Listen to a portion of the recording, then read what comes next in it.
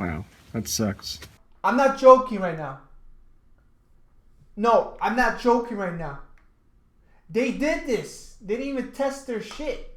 Is Nintendo fucking stupid? What's going on, guys? This is Joe, and today I'm gonna give you my real opinions about the Nintendo Switch console. I have to say off the bat that the Nintendo Switch is one of the weirdest consoles that Nintendo ever did. Like, you know, with the Nintendo Wii, I see what their goal was. They were trying to make a big market for a lot of gamers, even casual gamers that don't even have a clue how to press a button, you know. The Wii was very successful, and the Wii U, on the other hand, had an idea but wasn't really executing it really well. But the Nintendo Switch comes out and it's like, okay, now you can play with a gamepad and you can put it in a docking station that lets you play on the TV, and you have these Joy-Con controllers. That's interesting. But then when I saw the console, when I unboxed it, it's not what I've seen on TV. It's a little bit different, and the gamepad is so vulnerable that you can break it at any point in time as you're playing your favorite Zelda game or any game that's going to come out release. You don't know, because anything could happen. God forbid that gamepad breaks or something's wrong with the gamepad, you know, internally. You can't play any games on it, and that's scary, you know. If the Nintendo Switch gamepad breaks, you're out of console, you're out $300. And that's kind of scary because, you know, I've been seeing a lot of videos on YouTube, people demonstrating their gamepads, and a lot of them are defective. Nintendo should have checked to see if this would ever occur, you know, to test their consoles and to make sure that it wouldn't be a faulty system at release. And it's scary because, you know, when you put a lot of money into it, you only got 1 year warranty with Nintendo on your console. I didn't get an extended warranty receipt at all. I didn't make the effort to get it. But then when I see videos like this, I'm like, oh, god damn, like, maybe my system will have that thing happen to me, God forbid. I don't even know. So anyways, I want to tell you the pros and cons of the Nintendo Switch, which I wrote down on my gamepad. I wrote this on my Facebook, and so far not a lot of people have disagreed with me. So the pros of the Nintendo Switch, basically, it's very small, so you're able to place it conveniently around your room, and you could make room for your Nintendo Switch console. It's a very, very small, so you know, you can have multiple consoles on a shelf, and you probably have some room for Nintendo Switch. Zelda, day one release, that's a big deal. It's cool that a new Bomberman game is on the Nintendo Switch, but it's something that we all seen before, you know. I really like the interface of the eShop and the whole interface of the Nintendo Switch. It's very family friendly, and a lot of people probably know how to get through it. It's not very complicated like any other system. You know, talking about the PS4. PS4 could be complicated if you're new to getting that console. But Nintendo Switch, if you're a kid, if you're like 10 years old, or you know, someone my age, you have no problem getting through the Nintendo Switch interface. Also, another positive for the Nintendo Switch is that it's gonna have a better third-party support.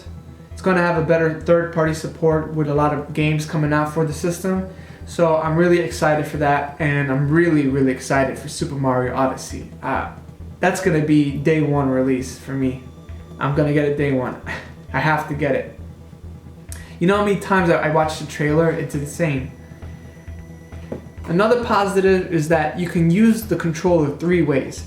You can have the gamepad, you can put the Joy-Con in your wrist and play the way you want to, or you could do a hybrid of the gamepad and the Joy-Con put together like a gamepad controller, or you can use a standard controller as a clip that you put the Joy-Con into, and you're able to hold it like a standard controller But that standard controller is really small. Like, you gotta have really small fingers to play that.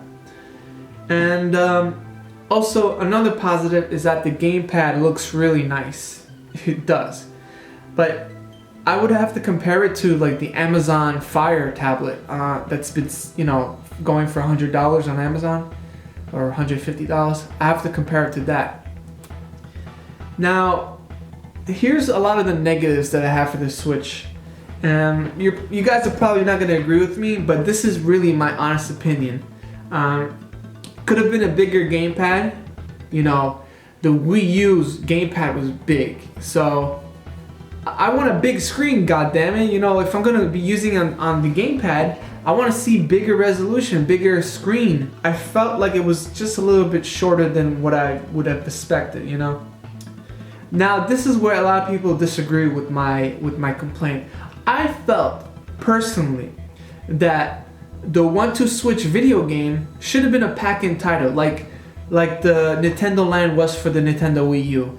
I just felt you would have sold a lot of more consoles that way. I don't think that the 1-2 Switch should have been $40.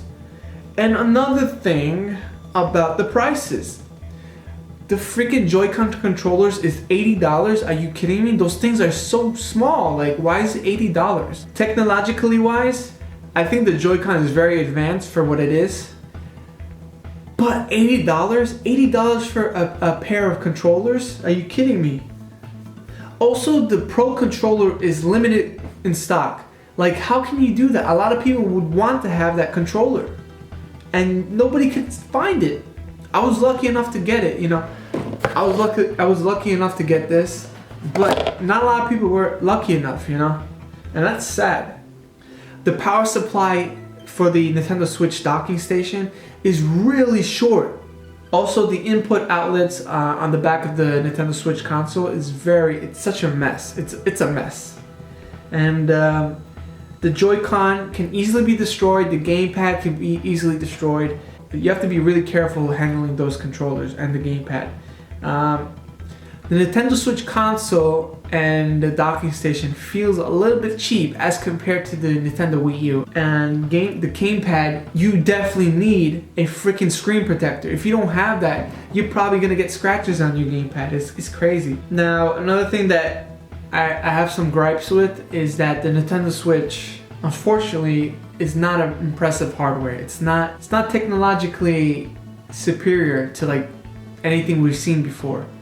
We have the tablets nowadays, we have the iPad, we have the Android tablets, and it's cool that Nintendo decided to make a console out of a gamepad and to put a lot of its Nintendo first-party software on there, but it's nothing special. It's basically a tablet. It's a handheld device.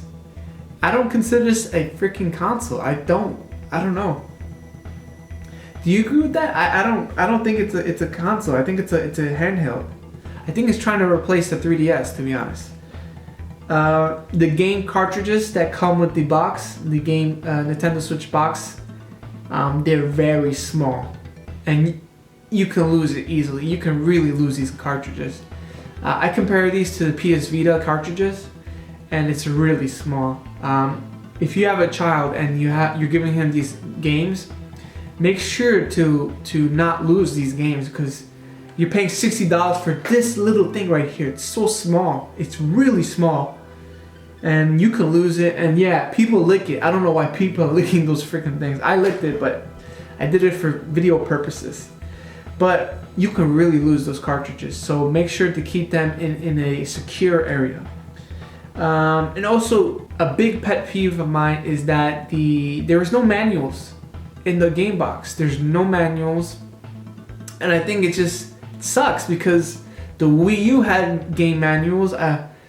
When was it alright to just stop making manuals for the game? A lot of people want to read the instructions, I just don't understand the concept.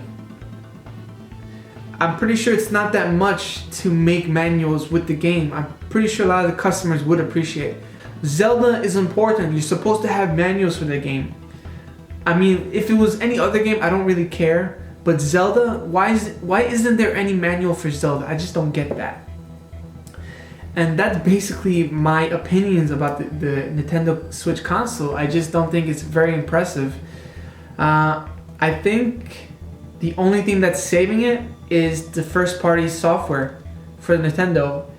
It really has to come out with a lot of first party titles, because if it doesn't come with like a lot of things that we want, you know, a lot of new things as well, and also indie titles. There's got to be a lot of original Nintendo indie titles, because on the Nintendo Wii U eShop it was a mess. A lot of shitty games were on there, and that's about it. Listen, if you want to go and just go ahead full force with the software, please put a lot of games on your console. Don't hesitate. Try to hire more companies. Try to do something with this console, because the Nintendo Wii U didn't have a lot of games in its library, and a lot of people had a sour taste with that console. So let's not have a repeat with the Nintendo Switch console. And you're gonna expect a lot of calls from a lot of customers, because the Nintendo gamepad, Nintendo Switch gamepad, it can break, and you're gonna be getting a lot of people calling you. So I hope you guys are ready for that, because I guess he didn't want to test proof your consoles. It just blows my head, you know, it blows my mind. But anyways, my name is Joe, and that was my opinion about the Nintendo Switch console, or handheld in my case. Let me know what you think about this video, if I raise some ideas, if I raise some opinions. I think Nintendo had its golden age around the Super Nintendo and N64 era. That's my opinion though. But now it's time for me to go, and subscribe if you like the video. Alright? Take care now.